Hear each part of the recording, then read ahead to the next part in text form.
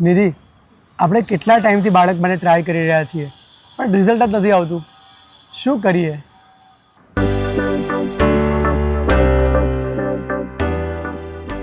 રીત એવું નથી કે આપણે ટ્રાય કરીએ ને 2-4 મહિના કે 4-6 મહિનામાં રિઝલ્ટ મળી જ જાય.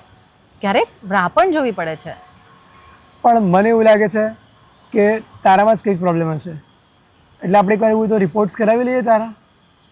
પછી તમને ખબર છે, નેશનલ લાઇબ્રેરી ઓફ મેડિસિનમાં એવું સાબિત થયું છે કે કન્સીવ ના થતું હોય તો 40% પ્રોબ્લેમ મેલમાં હોય છે, 40% પ્રોબ્લેમ ફિમેલમાં હોય છે અને 20% પ્રોબ્લેમ અનએક્સપ્લેન ઇન્ફર્ટિલિટી, એટલે કે રિપોર્ટ્સ બધા નોર્મલ હોય તો પણ પ્રેગ્નન્સી નથી રહેતી. તો તમને શું લાગે છે કે આ કન્સીવ ન કરવામાં, પ્રેગ્નન્સી ન રહેવામાં ખાલી સ્ત્રી જ જવાબદાર, એ કેટલું યોગ્ય છે?